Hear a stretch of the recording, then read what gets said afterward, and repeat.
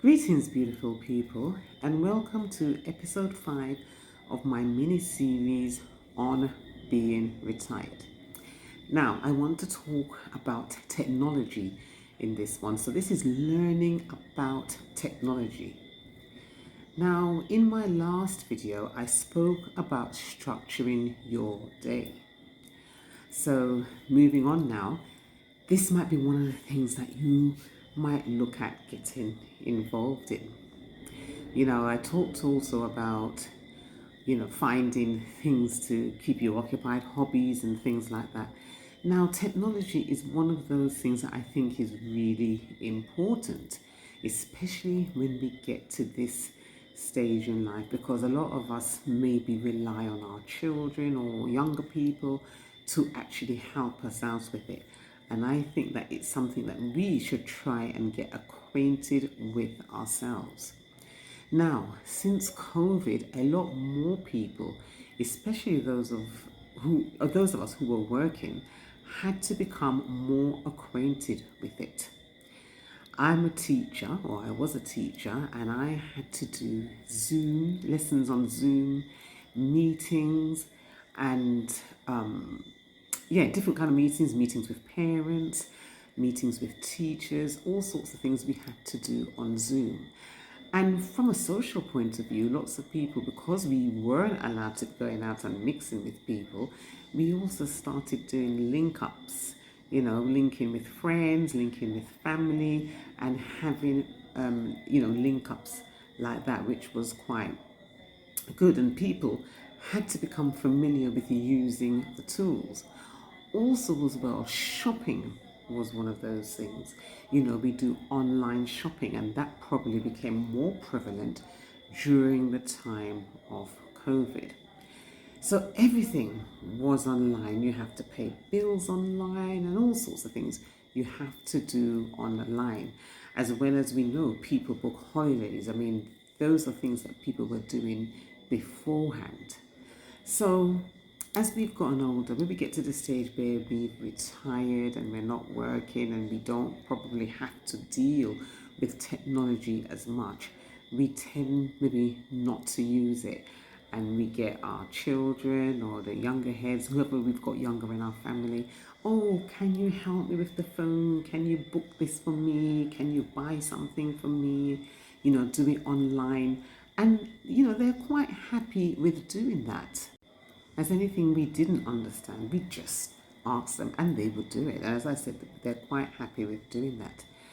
But the rate in which technology is moving, we as an older generation could find ourselves really being left behind. And we can maybe become burdensome. We become a burden on our younger folks. So we need to be more acquainted and try to be more of a user rather than relying on anybody else to do it for us. Now, there are all sorts of courses that you can take to assist with learning the technology, but as far as I'm concerned, you should just use it. Press buttons and see what happens. Explore. Don't be afraid to press buttons, because sometimes you have to confirm. If you want to buy something, for example, you have to confirm before you pay. Even when you want to delete things that you've done, you've always got to confirm. So don't be afraid to press buttons and see what happens. The way I see it, when you go and do a course, sometimes I find the training, unless it's a hands-on course, there's so much to take in. There's so many different aspects of technology. And because it's so much to take in, by the time you're ready to use it, you can't remember half of what you've been told.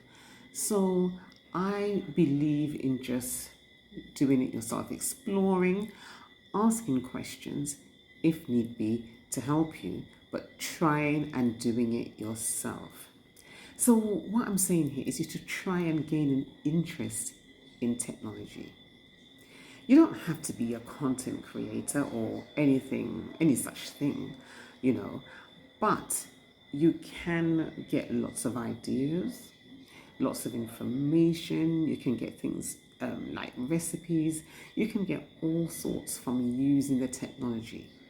Even exercises. I get my exercise classes. I learned to swim the other day, and I'm still trying to perfect my breathing techniques and so forth. So I actually go online to find out how, to get some training, to get some advice on to how, as to how to do it. So I watch videos and so forth. Of late, I've started using ChatGPT, which I find amazing. It's become like a friend, you can say, that you can talk to and ask anything, or you could even say a personal assistant. So I have found this really, really useful because anything I need to know, I can ask ChatGPT and I can get an answer. And there are other such AI tools. Now, I know people talk about AI and they probably feel, it's taking over and they don't feel confident with it. But it can be a very useful tool. So, thinking about technology, as I said, I use online calendars. Online calendars are really good because you have your phone with you all the time. You don't always have a diary. Okay, so it's good to have an online calendar because then you don't miss appointments. You can store your birthdays in there so you don't miss people's birthdays. So it's really, really useful. And as I said, you can use it for all sorts of things. Sometimes I've done listening books where audiobooks, I should say, not listening books, audiobooks, where when I go out walking, I want to read a book. I don't maybe get much time, but then I have an audiobook that I can listen to. So that is something that you can also think about doing.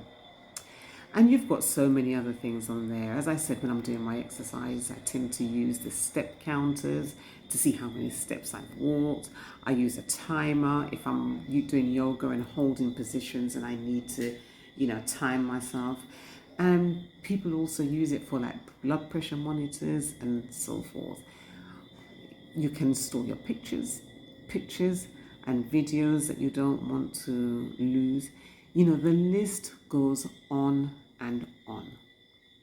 Now, I won't say that I'm particularly tech savvy, but I am not frightened to have a go. For me, being on Facebook and Instagram, and even more recently TikTok, was a bit scary because you're connecting with the world and you don't know who is seeing what you put out there. And I'm still coming to grips with the difference between stories and reels and posts and using hashtags.